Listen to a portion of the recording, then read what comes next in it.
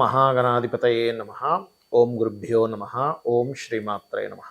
పరమేశ్వర స్వరూపమైనటువంటి జ్యోతిష, వాస్తు మరియు ఇతర అనేకమైనటువంటి శాస్త్రములను మనకు అందించినటువంటి మహర్షులకి నమస్కారం. హయగ్రీవ హయగ్రీవ హయగ్రీవేతి యోగదేత్ తస్స నిస్సరతే వాణి జనుకన్యా ప్రవాహవత్. అరుణాం కరుణాతరంగితాక్షీం ధృతపాశాంకుశపుష్పబాణచాపాం అనిమాదిభిరావృతాం మయూకైః అహమిత్యేవ విభావయే భవానీం. శ్రీమాత్రే నమః.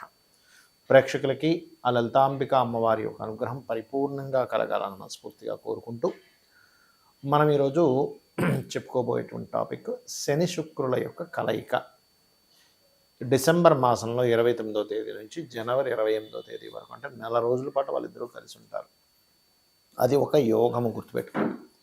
ఇది జన్మజాతకంలో కలిసి ఉంటే ఏమిటి అనేటువంటిది కూడా నేను మీకు వీడియో ఎండింగ్లో చెప్తాను. కాకపోతే మనం రాసుల వారీగా చెప్పుకుంటున్నాం కాబట్టి శని శుక్రులు కనుక కలిసి ఉన్నట్లయితే గోచారంలో ఒక్కొక్క లగ్నం వారికి, అంటే మేషం నుంచి మీనం వరకు ఎటువంటి మంచి ఫలితాలు ఉంటాయి, ఎటువంటి విషయాల్లో జాగ్రత్త వహించాలి అనేటువంటి విషయాలు ఇప్పుడు మనం చెప్పుకుందాం. అయితే ఈ విషయాలు చెప్తుంది నేనైనప్పటికీ కూడా చెప్పిస్తుంది సాక్షాత్ లలిత అమ్మవారిగా భావిస్తూ ఒక్కొక్క లగ్నము, లగ్నం తెలియని వారు రాశి నుంచి మనం తెలుసుకుందాం. మకర లగ్నము, మకర రాశి. మకరం వారి కనుక చూసుకున్నట్లయితే రాశి నుంచి 2వ స్థానంలో మీకు ఈ శని శుక్రుల కలయిక. సర్వసాధారణంగా శని ఉన్నంతసేపు ఏమవుతుంటుందంటే రావాల్సిన ధనం స్లోగా వస్తూ ఉంటాయి. కానీ ఈ యొక్క కలయిక వల్ల ఫైనాన్షియల్గా గ్రోత్ ఉంటుంది, గుర్తుపెట్టుకోండి. అదేవిధంగా సంతాన సంబంధించినటువంటి విషయాల్లో అభివృద్ధి, క్రియేటివ్ ఫీల్డ్లో, సినిమా ఫీల్డ్ కానీ, కెమెరా, రైటింగ్, ఈ ఫీల్డ్లో ఉంటుంటారు. వీళ్ళకి మకరం వారికి ఖచ్చితంగా కొత్త అవకాశాలు రావడము, అదేవిధంగా మీ చేసినటువంటి సర్వీస్కి, అంటే ఏదైతే కొత్త పాట రాస్తారో లేకపోతే సినిమా తీసేటువంటి వారికి ఖచ్చితంగా అభివృద్ధి యోగము కలుగుతుంది, గుర్తుపెట్టుకోండి. అదేవిధంగా మరొక విషయం ఏంటంటే మీరు గమనించినట్లయితే ఈ కాంబినేషన్ ఏదైతే ఉందో ఇది, అంటే శని శుక్ర సంబంధించిన రెండులో ఉన్నందుకు మనకి ఇది ఉద్యోగ అభివృద్ధిని కూడా ఇస్తుంది, ఫైనాన్షియల్ గ్రోత్ కూడా ఇస్తుంది, అందులో ఎటువంటి డౌట్ లేదు. కాకపోతే శని స్లో మూమెంట్ కారకుడు, కొంచెం స్లోగా అవ్వడం, రావాల్సిన లోను రావడము, మరియు ఇక్కడ పూర్వీకుల ఆస్తులకు సంబంధించిన విషయంలో ఏవైతే తాతగారిది ఉంటుంది, అలాంటప్పుడు అది ఆస్తి రూపంలో కాకుండా ఫైనాన్స్ రూపంలో మీకు కొంత రావడం అనేటువంటిది బలంగా చూపిస్తుంది. అయితే ఇక్కడ ఈ యొక్క మకరం వారికి మరి ఏ విషయాల పట్ల జాగ్రత్తగా ఉండాలి? ఏదైనా అగ్రిమెంట్స్, సంతకాలు పెట్టేటప్పుడు చాలా జాగ్రత్తగా ఉండండి. అందులో ముఖ్యంగా మీరు ఏదైనా ఫ్యాట్ రిలేటెడ్ ఐటమ్స్ సంబంధించిన ఏదైనా బిజినెస్ చేసేటప్పుడు ఆ రిలేటెడ్ సంబంధించిన ఇన్వెస్ట్మెంట్స్ చేసేటప్పుడు కాస్త జాగ్రత్తగా ఉండండి.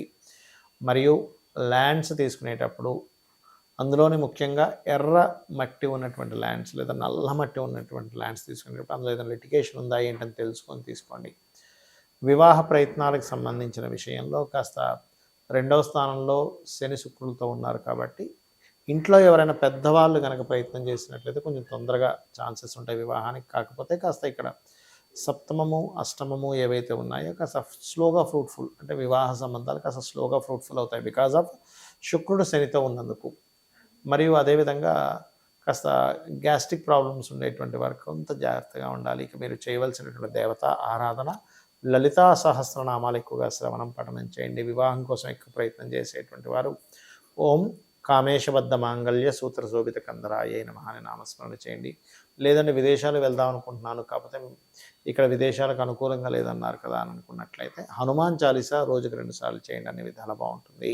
శని శుక్రులు మనకి జన్మజాతకంలో కనుక ఉన్నట్లయితే గుర్తుపెట్టుకోండి, దీన్ని లక్ష్మీ యోగము అంటారు. అంటే కర్మకారకుడు ధనకారకుడితో, సహజ ధనకారకుడితో కలిసినాడు. సహజ కర్మకారకుడిని మనం సహజ ధన సప్తమకారకుడు, అంటే వివాహానికి కారకుడు అయినటువంటి శుక్రుడు సహజ కర్మ సహజ లాభకారకుడు అయినటువంటి శనితో కలిసి ఉన్నప్పుడు ఏం జరుగుతుంది అంటే, ఎవరి జాతక చక్రంలో అయినా ఈ కాంబినేషన్ ఉన్నప్పుడు 90% ఆఫ్ పీపుల్కి, ఎందుకు 90 అంటున్నానంటే 10% ఆఫ్ పీపుల్కి ఏమవుతుందంటే అది ఒక్కొక్కసారి పాపకర్తరిలో ఉంటుంది. అంటే శని శుక్రులు కలిసి ఉన్నారండి, కానీ 2 అటు ఇటు ఇంకొక పాపగ్రహాలు ఉన్నాయి. అంటే అలాగా రవికేతువులు కానీ, లేకపోతే కుజుడు కేతువు కానీ, ఇలా కొన్ని పాపగ్రహాల మధ్యలో ఉన్నప్పుడు అది అంత ఫ్రూట్ఫుల్ ఇవ్వదు. 90% ఆఫ్ పీపుల్కి మాత్రమే అది ఈ పాపగ్రహాల పాపకత్తి లేని వాళ్ళకి ఇస్తూ ఉంటుంది. అయితే దీనివల్ల ఏమిటండి ఫలితము అంటే, వీళ్ళు ఎప్పుడు నిరంతరము పనిలో ధనాన్ని పొందుతూ ఉంటారని అర్థం అనమాట. మరి ఏమంటే నాకు పాపకత్తెర లేదు, కానీ నాకు రావాల్సినంత నేను పొందలేకపోతున్నాను అని ఎవరైనా సరే సందేహం కలిగినట్లయితే ఇక్కడ మీరు ఒక విషయాన్ని చెక్ చేసుకోవాలి. ఏమిటది అంటే, మీ సెకండ్ లార్డ్ అంటారు, అంటే ధనాన్నిచ్చే కారకుడు ఎలా ఉన్నాడు, ఆయన ఏమైనా పాపకత్తెరలో ఉన్నాడా, దాన్ని చెక్ చేసుకోవాలి. మరి దీన్ని చెక్ చేసుకోవడం వల్ల ఏమిటి ఫలితము అంటే, సెకండ్ లార్డ్ ఉదాహరణకి నీచబడి ఉన్నాడు, అంటే నీచ స్థానాలు ఉచ్చ స్థానాలు మనకు తెలుసు కాబట్టి నీచ స్థానంలో ఉన్నాడు. లేదా ఏదైనా ఇప్పుడు ఉదాహరణకి బుధుడే అయ్యాడు అనుకోండి, ఏ వృషభ లగ్నానికి రెండో అధిపతి బుధుడు, ఆయన వెళ్ళి మీనంలో ఉంటే నీచ భంగరాజయోగం జరిగితే మళ్ళీ యోగమే అది. అలాగా ఎలా ఉన్నాడు అనేటువంటిది మొట్టమొదటిగా చూసుకోవాలి. రెండవది, మీరు ఉద్యోగం చేస్తున్నారా, వ్యాపారం చేస్తున్నారా, మీకు నడుస్తున్న మహాదశలు ఏమిటి. ఎప్పుడు కూడా ఒక కాంబినేషన్ ఫలించాలి అంటే మీరు చేస్తున్నటువంటి వృత్తి ఏమిటి, జాబ్ చేస్తుంటే ఓకే ఫైన్, అలా కాకుండా ఒక వ్యాపారం చేసేటప్పుడు మీకు ధనాన్ని ఇచ్చేటువంటి దాంట్లోనే మీరు వ్యాపారం చేస్తున్నారా లేదా ఈజ్ మోస్ట్ ఇంపార్టెంట్. చాలామంది ఇక్కడే రాంగ్ స్టెప్ వేస్తూ ఉంటారు. ఉదాహరణకి మీకు హోటల్ రిలేటెడ్ వాటిలో ధనయోగం ఉంది అంటే చంద్రుడు ఇస్తున్నాడు ధనయోగాన్ని, తెలియక ఏం చేస్తారు, హోటల్ పెట్టాల్సింది పోయి పెట్రోల్ బంక్స్ పెట్టుకోవడము, లేకపోతే ఇంకో సంథింగ్ స్కూల్ పెట్టుకోవడము, ఇట్లా చేస్తూ ఉంటారు. అందులో రాణించరు. కానీ మీ జన్మజాతకంలో కనుక హోటల్ ఉన్నప్పుడు హోటల్ అంటే చంద్రుడు ఇస్తున్నాడు, లేదా రవి ఇస్తున్నాడు ధనయోగాన్ని, అప్పుడు మెడికల్ రిలేటెడ్ అంటే హాస్పిటల్స్ పెట్టుకోవడము, లేకపోతే ఎనీథింగ్ మెడికల్ సర్వీసెస్. ఇందులో మళ్ళీ రెండు రకాలు ఉంటుంది. ఎలా అంటే మీకు ప్రోడక్ట్ రిలేటెడ్ సంబంధంగా వ్యాపార యోగాలు ఉన్నాయా, లేదా సర్వీస్ రిలేటెడ్గా. అంటే ఎలా అంటే ఇప్పుడు ఉదాహరణకి మెడికల్లోనే ధనయోగం అనుకుందాం కాసేపు. మెడికల్లో ధనయోగం ఉన్నప్పుడు medical shop is the product, medical related services ఇచ్చేది ఈ సర్వీస్. అంటే ఒక డాక్టర్ గారు ఉన్నారు, ఆయన చేసే సర్వీస్. కానీ మెడిసిన్స్ అమ్మేవాడు షాప్ అన్నమాట. అది మళ్ళీ ఫార్మసీ రిలేటెడ్ యోగం కూడా ఉండాలి దానికి.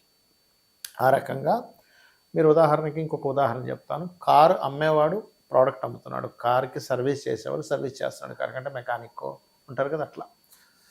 ఆ రకంగా మీ జన్మజాతకంలో అసలు ప్రోడక్ట్ రిలేటెడ్ ధనయోగం ఉందా, లేకపోతే సర్వీస్ రిలేటెడ్గా మీరు చేస్తే ఉంటుందా, అది కూడా ఇక్కడ లేకపోతే విదేశాల లేకపోతే ఇంకో ప్రాంతానికి వెళ్తే ఉంటుందా, ఇప్పుడు సరైన సమయమా కాదా, ఇప్పుడు ఇన్వెస్ట్మెంట్ చేయడం is right time or wrong time అనేటువంటిది కూడా స్పష్టంగా జ్యోతిష్ శాస్త్రంలో ఉంటుంది. మరి ఇక్కడ ఇంకొంతమందికి ఎలా ఉంటుందంటే, ఒక బిజినెస్ చేస్తుంటారు, వాళ్ళంత గొప్పగా రాణించలేకపోతుంటారు. ఎందుకంటే శని శుక్రులు ధనయోగం అని చెప్పుకున్నాం కదా, అంత గొప్పగా రావట్లేదంటే ఎక్కడో మీకు ధనాన్ని ఇచ్చే కారకుడు అంత స్ట్రెంగ్త్ఫుల్గా లేడు, ఉన్నాడు కానీ స్ట్రెంగ్త్ తక్కువగా ఉంది. అంటే అలాగా ఒక మన దగ్గర ఒక కారు ఉంది, కానీ అదంతా కొంచెం రిపేర్లో ఉంది, అప్పుడు ఎలా వెళ్తుంది, అది అలాగా వెళ్తూ ఉంటుంది. లేదా రోడ్డు బాగాలేదు, నార్మల్గా వెళ్తుంటుంది. కారు బాగుంది, రోడ్డు బాగుంది, నడిపేవాడికి డ్రైవింగ్ వచ్చి అంటే ఎలా అయితే మూడు కలయిక అద్భుతంగా ఉంటుంది, అలాగే మీకు నడుస్తున్న మహాదశ, మీకు ఉన్నటువంటి ధనాధిపతి బాగుండడము, మీకు ఉండేటువంటి యోగము బాగా కలిసి అంటే అన్నీ బాగుంటాయి.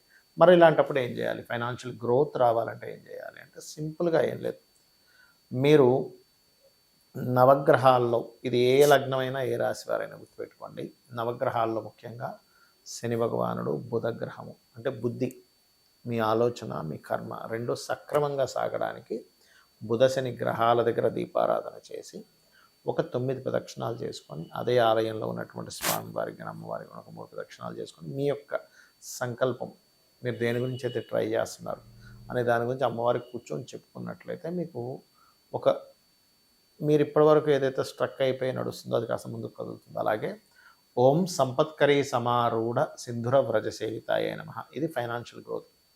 లేదండి నాకు బిజినెస్ గ్రోత్ రావాలి అని అనుకుంటే ఓం ఇంద్రగోప పరిక్షిప్త స్మరతూనా భజంగికాయై నమః అనేటువంటి నామస్మరణ చేసుకోవాలి. ఈ రకంగా మీరు కనుక చేసుకున్నట్లయితే ఖచ్చితంగా మీకు ఒక రూట్ అనేటువంటిది లభిస్తుంది. మీకు సంకల్పం, మీరు ఏదైతే బిజినెస్ ఉన్నదో దాని మీద కాన్సన్ట్రేషన్ పెరుగుతుంది. రోజుకి 40 నిమిషాలు చేయండి, అన్ని విధాలా బాగుంటుంది. శ్రీమాత్రే నమః.